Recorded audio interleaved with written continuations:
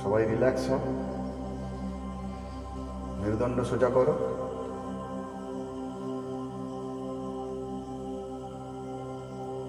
আস্তে আস্তে তোমাদের চোখটা বন্ধ করো, দুটো চোখ সেটা বন্ধ করো।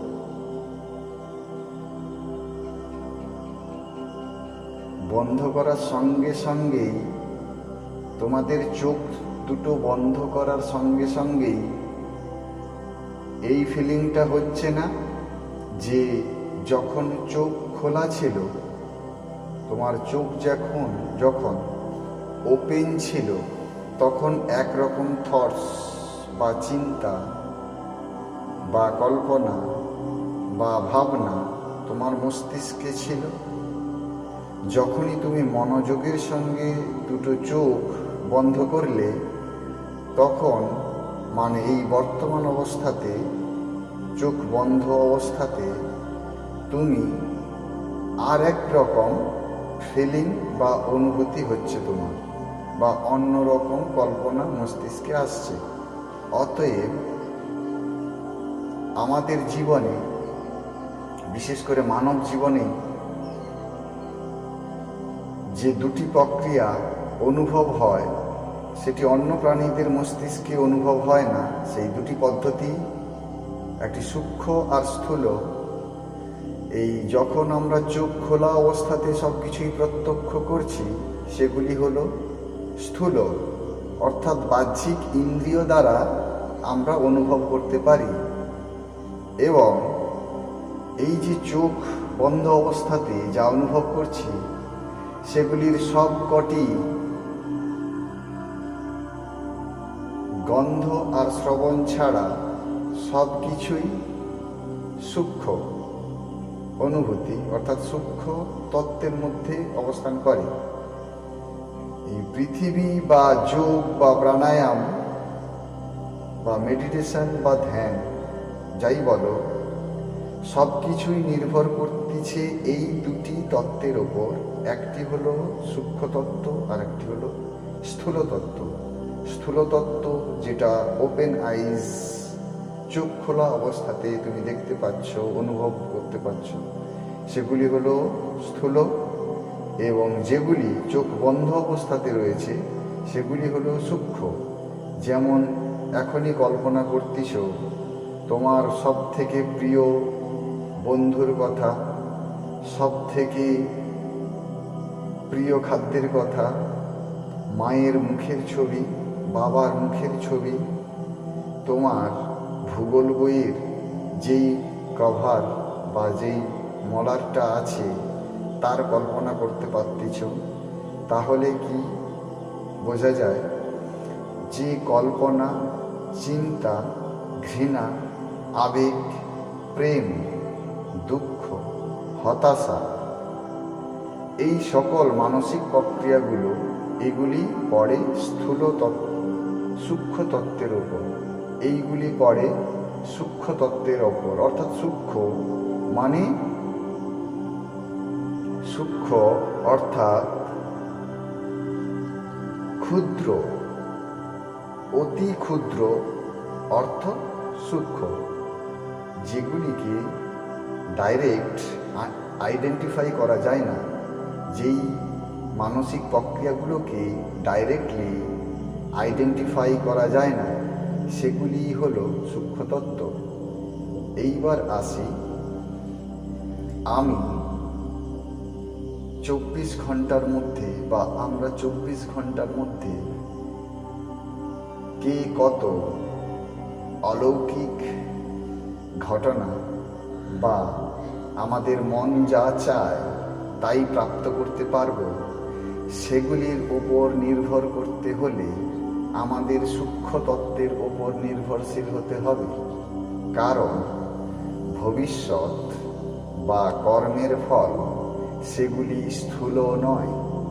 ভবিষ্যতের ফল বা কর্মফল বা আগামীর ফল বা আগামীতে কী ধরনের ঘটনা ঘটবে সেটি কিন্তু স্থূল অবস্থাতে নেই। সেটি সম্পূর্ণ সূক্ষ্ম তত্ত্ব বা সূক্ষ্ম স্তরে অবস্থান করে থাকে। যেমন উদাহরণস্বরূপ বলা যায়, যেমন এক্সাম্পল হিসেবে বলা যায় যে আগামীকাল বা গতকাল কি ঘটেছিল সেটি অতি দ্রুত, সেই ঘটনাটি অতি দ্রুত বলা যাবে না। যদি বলা যায়, নির্ভর করতে হবে কোনো বস্তুর ওপর নয়, সম্পূর্ণ মানসিক স্থিতিশীলতার ওপর। যেমন গতকাল কোনো ঘটনা ঘটেছিল, সেই ঘটনাটিকে আমি 1 মিনিটের মধ্যে প্রকাশ করব, তার সিনপসিস বা সাবস্টেন্সটা 1 মিনিটের মধ্যে প্রকাশ করব। সেই প্রকাশিত ঘটনাটি সম্পূর্ণ সূক্ষ্ম তত্ত্বের উপরই ব্যাখ্যা হবে বা বলা হবে। অতএব যা কিছুই আগামী, যা কিছুই অতীত, তুমি বা আমি যে বর্তমানে বেঁচে আছি, সেগুলি সম্পূর্ণ নির্ভর করতেছে সূক্ষ্ম তত্ত্বের উপর। বাদ বাকি আমরা বিভ্রান্ত হই, আমরা ডিস্টার্ব হই, আমাদের মস্তিষ্ক চঞ্চল হয়, সব কিছুই বাহ্যিক এবং স্থূল তত্ত্বের ওপর আমরা চঞ্চল হই। এই দেহ আর ইন্দ্রিয় থেকে উৎপন্ন চেতনা এবং সেই স্থূল তত্ত্বের ওপর আমরা সম্পূর্ণ যখনই নির্ভর করি, তখনই আমাদের মধ্যে depression, anxiety, overthinking, high pressure ইত্যাদি বিষয়গুলো আমাদের মধ্যে প্রভাব বিস্তার করে। তাই বুদ্ধিমান আর অতি বুদ্ধিমান এবং জ্ঞানী হিসেবে তোমাদের এটা করা উচিত যে তোমরা দিনরাত এই 24 ঘন্টার মধ্যে কোন তত্ত্বের ওপর বেশি নির্ভর করো, সেটি সূক্ষ্ম তত্ত্ব নাকি স্থূল তত্ত্ব, বাহ্যিক প্রত্যক্ষ দৈহিক চৈতন্যের ওপর, নাকি তোমার অন্তর আত্মা অর্থাৎ বিবেক দ্বারা পরিচালিত সেই সূক্ষ্ম চৈতন্য স্বরূপ আত্মার একান্ত ব্যক্তিগত থটস বা চিন্তা বা কল্পনার মধ্যে তুমি 24 ঘন্টার মধ্যে থাকো। সেই রকমই তোমার ভূত বা ভবিষ্যৎ নির্বাচন হচ্ছে, সেই রকমই তোমার ভূত বা ভবিষ্যৎ রচনা হচ্ছে। প্রতিনিয়ত তুমি তোমার আগামী প্রস্তুত করতেছ, প্রতিনিয়ত তুমি তোমার ভবিষ্যৎ তৈরি করতেছ। কিন্তু এই ভবিষ্যৎ নির্ভর করবে সম্পূর্ণ সূক্ষ্ম তত্ত্বের উপর, স্থূল তত্ত্বের উপর নয়। স্থূল তত্ত্বের উপর চিন্তা, স্থূল তত্ত্বের উপর চিন্তা বা দৃষ্টি নিক্ষেপ হবে, কিন্তু যখনই গভীরে যাওয়া যাবে বা ইমাজিন করা যাবে বা কল্পনা করা যাবে ওই স্থূল তত্ত্বের উপর, তখনই নির্ভর করতে হবে এবং বিশ্বাস করতে হবে সূক্ষ্ম তত্ত্বের ওপর। এই স্থূল তত্ত্ব আর সূক্ষ্ম তত্ত্ব অতি সযত্নে তোমাদের জানতে হবে, অতি সযত্নে তোমার সূক্ষ্ম তত্ত্ব অর্থাৎ তুমি চোখ বুঝে যা কল্পনা করতেছ। স্থূল তত্ত্ব এই যে দেহ ধারণ করে তুমি বসে আছো, তোমার হাত, পা, নখ, দাঁত, পেট, বুক, জননেন্দ্রিয়, গুহ্য, লিঙ্গ ইত্যাদি অঙ্গ প্রত্যঙ্গ এবং দেহ অভ্যন্তরে যা আছে, ক্ষুদ্রান্ত বৃহদন্ত পাকস্থলী অগ্নাশয় যকৃৎ প্লীহা মূত্রাশয় ইত্যাদি শিরা ধমনী অস্থি চর্ম এবং ধাতু অর্থাৎ হরমোন, এই সকল বস্তুগুলোকে নিয়ে যে তুমি ধারণ করে আছো, যেগুলিকে ল্যাবরেটরিতে বা পরীক্ষাগারেও প্রত্যক্ষ করা যায় ডাইরেক্টলি, অতএব সেগুলি হলো স্থূল। এবং তুমি যে চিন্তা বা ইমাজিন করে কাজ করছো সেটি হলো সূক্ষ্ম।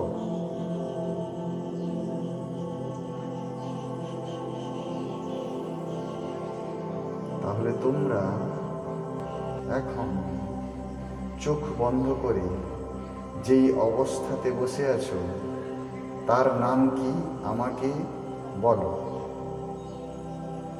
চোখ বুঝিয়ে ইমাজিন করছো যেই তত্ত্বের উপর, সেই তত্ত্বটির নাম কি?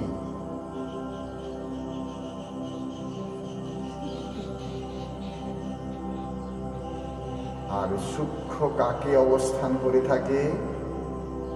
তোমাকে, তোমার দেহকে। তাহলে তোমার দেহ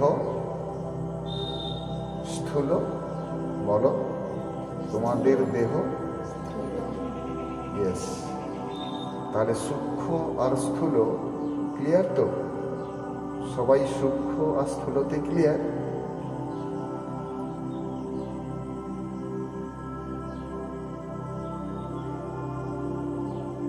এবার প্রত্যেকে নিজে নিজে অনুভব করো নিজের দেহকে নিয়ে, যে আমি কিছুক্ষণ বাদে বা কিছুক্ষণ আগে স্থূল অবস্থাতে ছিলাম, এখন আমি সম্পূর্ণ, মেরুদণ্ড সোজা করো, এখন আমি সম্পূর্ণ সূক্ষ্ম অবস্থান করছি, আমি সূক্ষ্ম স্তরে অবস্থান করছি, এখন আমি সম্পূর্ণ সূক্ষ্ম স্তরে অবস্থান করছি।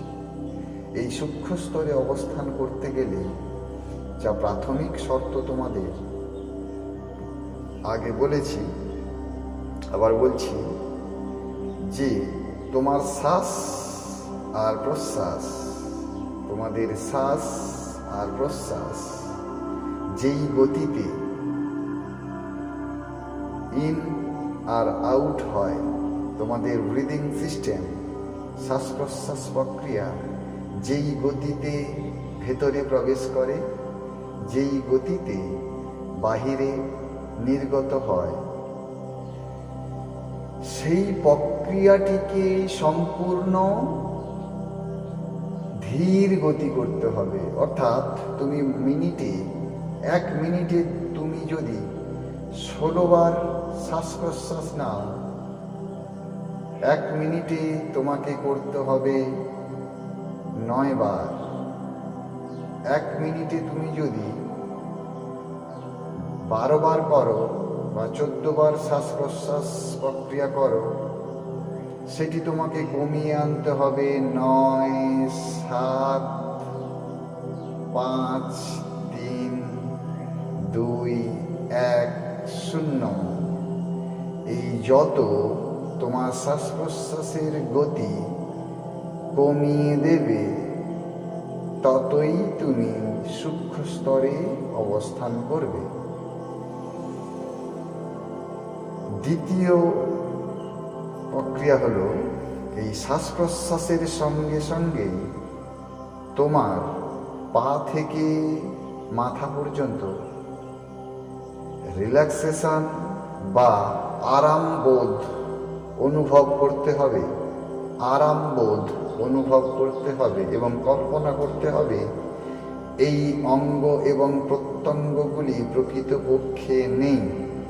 এই অঙ্গ বা প্রত্যঙ্গগুলি প্রকৃতপক্ষে নেই। তখনই তুমি বিনা বাধায় বা সহজেই সূক্ষ্ম তত্ত্বে অবস্থান করতে পারবে। এই সূক্ষ্ম স্তরে অবস্থান করতে পারলেই তোমার মধ্যে একটা অপ্রাকৃতিক কম্পন শুরু হবে, এক অপ্রাকৃতিক এবং অজানা কম্পন তৈরি হবে। এই কম্পনের মাত্রা যেই ব্যক্তির যতটা বা যত পরিমাণ থাকবে, এই কম্পন অনুভূতি যেই ব্যক্তি বা তোমাদের মধ্যে, ছাত্রদের মধ্যে যার যত পরিমাণ নিয়ে থাকবে কিংবা নিজের মধ্যে বৃদ্ধি করতে পারবে, তিনি হলেন এই পৃথিবীর শ্রেষ্ঠ এবং শ্রেষ্ঠতম ব্যক্তি। অতএব তোমরা ছাত্র জীবন থেকেই যদি নিজের কম্পন, নিজের ভাইব্রেশন তৈরি করতে পারো এবং সেটা সম্পূর্ণ অনুভূতির সঙ্গে, তোমরা একদিন শ্রেষ্ঠ এবং উন্নততর স্থানে অবস্থান করবে এবং সেই অবস্থান করা বস্তুটি সূক্ষ্ম এবং স্থূল অবস্থাতেই প্রাপ্তি হবে। ওম শান্তি।